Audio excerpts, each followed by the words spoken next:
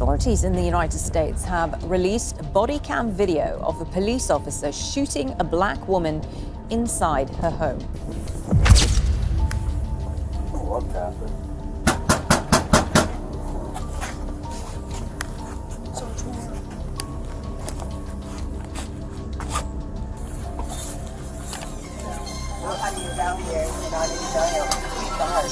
I really hurt you. You called us. Okay. You better fucking not. I swear to God, I'll fucking shoot you right in your fucking face. Okay, I'm sorry. Drop the fucking pot! Drop the fucking pot! Drop the fucking pot! 19 shots fired. Shots fired! Shots fired! Drop the fucking pot!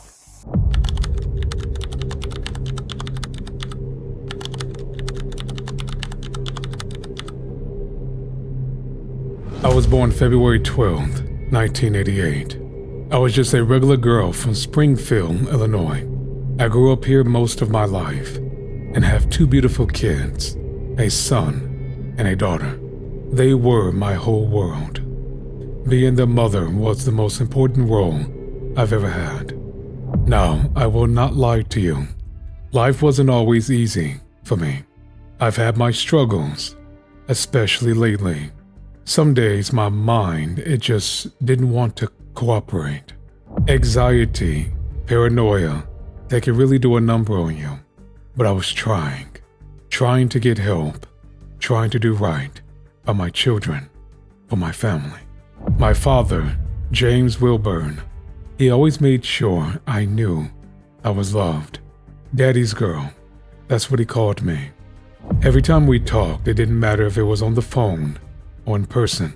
I'll always end with, "Daddy, I love you." That was our thing. As I got older, things got harder.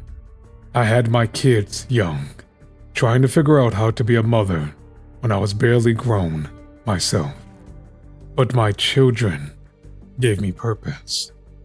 Every time I looked at them, I knew I had to keep pushing, keep trying to make a better life for us.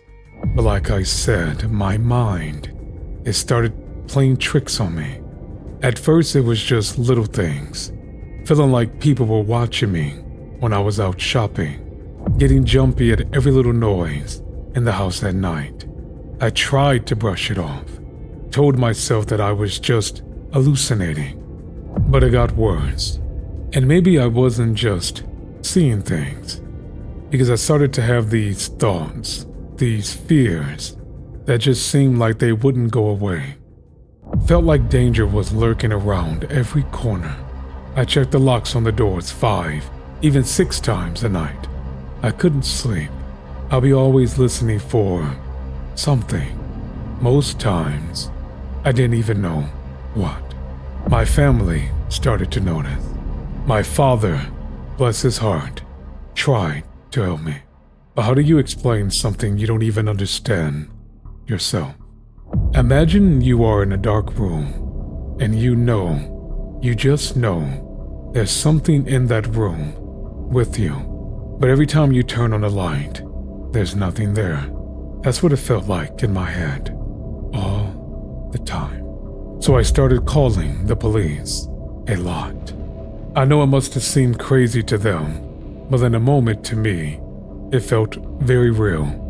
On July 4th, just a couple of days before my life would change forever, I called 911, telling them someone was trying to hurt me.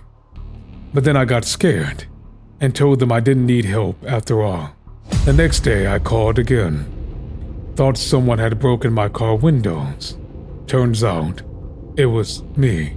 I did it myself and didn't even remember. They took me to the hospital that day. I told them I'd just gotten out of a psyche ward in Granite City. I felt so ashamed. Here I was, a grown woman with 2 kids, and I couldn't even keep my own mind at bay. But they were kind to me. Said they'd called a crisis team for me a few times in the past couple of weeks. I guess part of me knew I needed help, even if I couldn't always admit it. So on that night, I finally went home, tried to calm myself down and get some rest. But the fear, it just kept creeping back in. Every shadow looked like a threat. Every creak in the house had me jumping. I kept thinking about my kids, wondering if they were safe. What kind of mother was I if I couldn't even protect them? Then came July 6th. It was after midnight, dark and quiet. But in my mind, it was anything but quiet. I was convinced there was someone out there, prowling around my house. Looking back now, I know it wasn't real, but in that moment, it was the realest thing in the world to me. So once again, I called 911. Part of me felt bad, like how many times can you cry wolf before they stop coming? But I was scared and didn't know what else to do. When the deputies showed up, I felt relief at first. They were going to help me, right? Keep me safe. We talked for a bit, and I tried to explain what was going on. But it's hard. How do you put into words the chaos inside of your own head?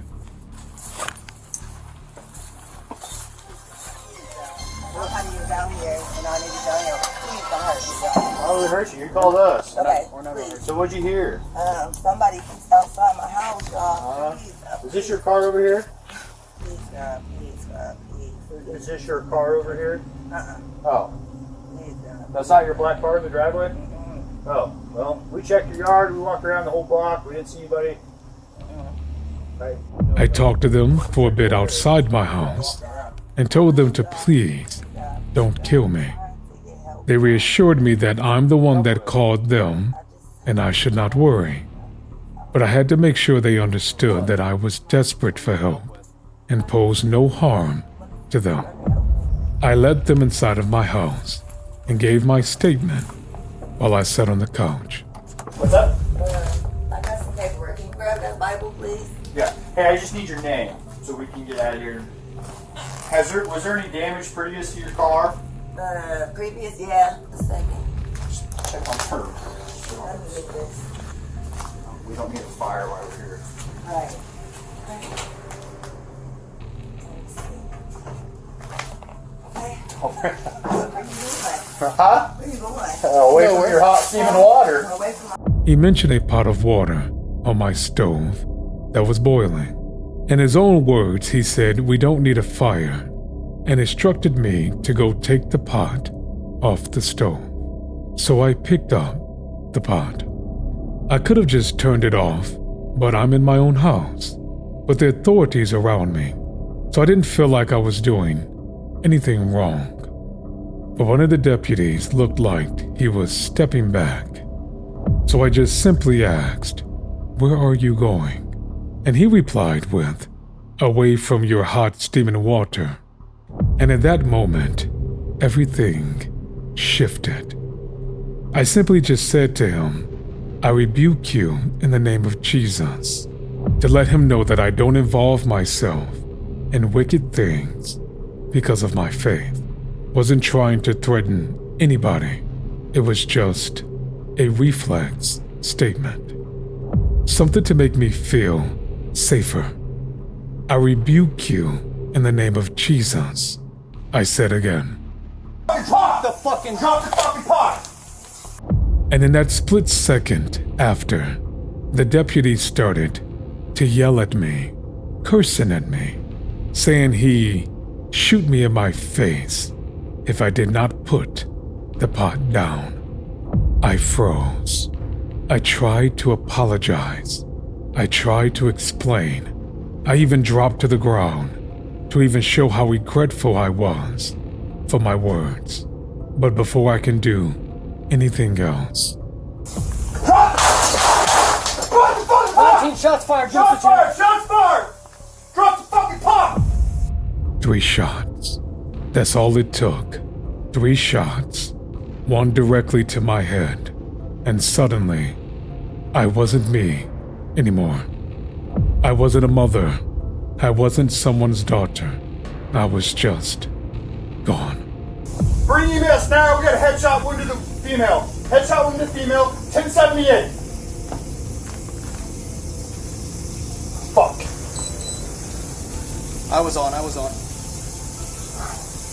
I'm gonna go get my kit. No, headshot, dude. She's done. You can go get it, but that's a headshot. As I lay lifeless on the floor, I heard the officer talking about me like I wasn't even a person just 3 seconds ago, calling me a crazy bitch. The other officer said he would go get his medical kit, but he was stopped and was told that I wasn't worth wasting medical supplies on. It's amazing how I called for help from people that I thought would understand my situation. But instead, I was lying on my kitchen floor, lifeless, because I called my own murderer to my house. So, is there anything you think we can do for her? Alright, I'm not even gonna waste my med stuff then. You wanna run down real quick? Nope, not yet. Alright. House is cleared. She was the only one. Where's she going? No, she had boiling water and came at me with boiling water. You shot her? Yeah. And who is my murderer? Officer Sean Grayson. He was a deputy with the Sangamon County Sheriff's Department. And now he's being charged with first-degree murder, aggravated assault with a firearm, and misconduct. I wish I could tell you there's some big lesson here, some meaning to it all. But the truth is, I'm just as confused as you are. All I know is I needed help. Real help. Not fear, not anger, not bullets. Just help. To anyone else out there who's struggling like I was, please don't give up. Keep asking for help, even when it feels like no one's listening, because you matter and your life matters. And you deserve to be treated with dignity and respect, no matter what's going on in your head. If my story can just reach one person, if it can change just one mind, save just one life, then maybe, just maybe, I would have the final chance in this world to do something that Officer Sean Grayson failed to do for me. Truly help someone.